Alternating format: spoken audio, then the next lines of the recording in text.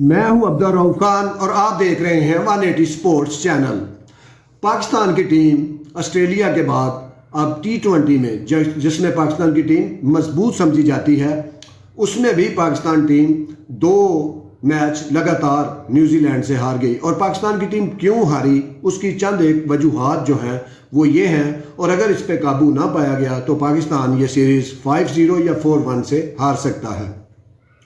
सबसे पहली बात यह है कि आपने टॉस जीता और अगली टीम को आपने बैटिंग की दावत दे दी, तो आपको पता है कि आपकी टीम चेज़ में कोई इतनी ज़बरदस्त नहीं है, तो आप टॉस जीत के पहले बैटिंग करके तो दूसरी टीम को जो है बॉलिंग करने दें। और इसके अलावा जो गलती हो रही है कि नई बॉल से आपके बल्ले जो बॉलर हैं, शाहीन अफरीदी हों या हारिस रऊफ हों या अभी जो खेल रहे हैं आमर जमाल, वो नई बॉल से आउट नहीं कर पा रहे।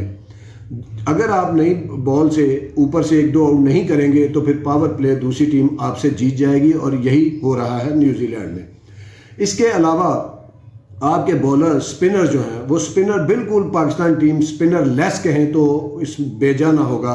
और आपके पास ऑप्शन क्या है, आपने मोहम्मद नवाज खिलाना है, वो ठीक नहीं तो उसामा को ले आना है, उसामा नहीं तो शदाब को ले आना है, और फिर यही रोटेशन करते रहना है। और भाई नीचे अगर सिस्टम में स्पिनर नहीं है तो ये भी एक सवालिया निशान है, और अगर आप टीम अच्छी सिलेक्ट नहीं कर रहे तो ये भी सवालिया निशान है। और दूसरी बात यह है कि आपके बॉलर 7वें ओवर से लेकर 15वें ओवर तक विकेटें नहीं ले पा रहे।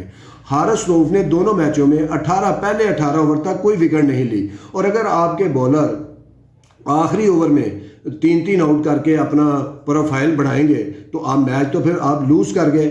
यहाँ पे भी आपको एक मसला आ रहा है। और दूसरा ये है कि अगर आपने डॉट बॉल खेलनी है ज़्यादा तो फिर आपको बाउंड्रीज ज़्यादा मारनी पड़ेंगी। यहाँ देखें कि 19 चौके लगाए न्यूजीलैंड ने, और पाकिस्तान ने 11 के चौके लगाए 12। ये भी एक डिफरेंस था मैच का हारने का।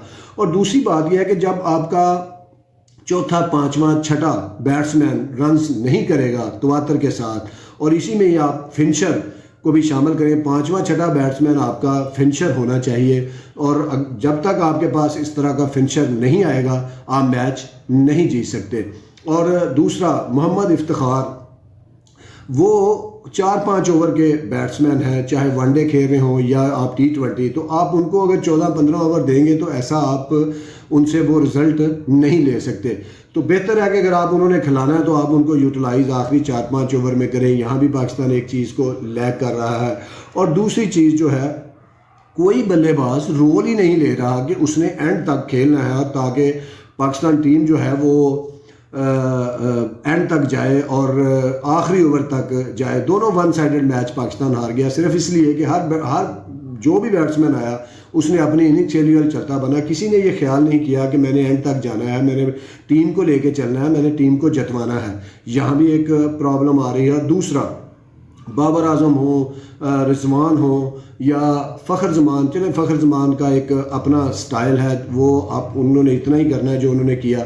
तो अगर आपके पास डिफेंस है, शॉट नहीं है, और अगर आपके पास शॉट है तो डिफेंस नहीं है, तो फिर आप लंबी बारी नहीं खेल सकता कोई बैट्समैन। इन दोनों पे अबूर हासिल करना होगा जो भी बैट्समैन खेल रहे हैं। अगर आप ऐसा नहीं करेंगे तो यकीनन आपकी टीम जो है वो मैच नहीं जीत सकेगी।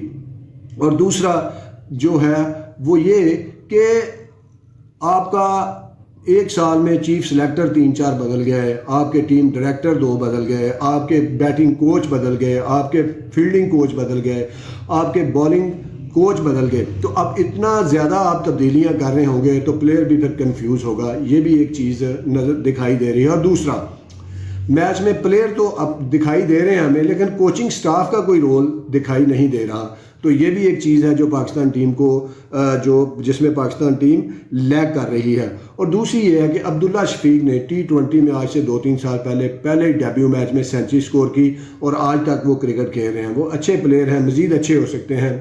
इसी तरह लाहौर के एक प्लेयर मोहम्मद फाइक हैं, उन्होंने भी 2 T20 में नेशनल T20 थे जो, उनमें 2 ही उनकी इनिंग्स आई, और उनमें एक में सेंचुरी की उन्होंने 60 बॉल पे, और एक में निस्फ सेंचुरी की उन्होंने कोई 30-35-40 बॉल पे। तो इस तरह के प्लेयर को आप पिक कर लें तो इसमें क्या बुराई है क्या इसमें कोई साइंस है? एक बंदा अच्छा है, उसने एक जो है बिल्कुल ऐसी गैर मामूली कारकर्दगी दिखा दी है, तो आप उसको टीम में ले आए। हो सकता है कि आपका चौथे पांचवें नंबर का जो गैप चल रहा है, जो मैच फिनिशर नहीं है, वो लड़का ही इसको फिल कर दे।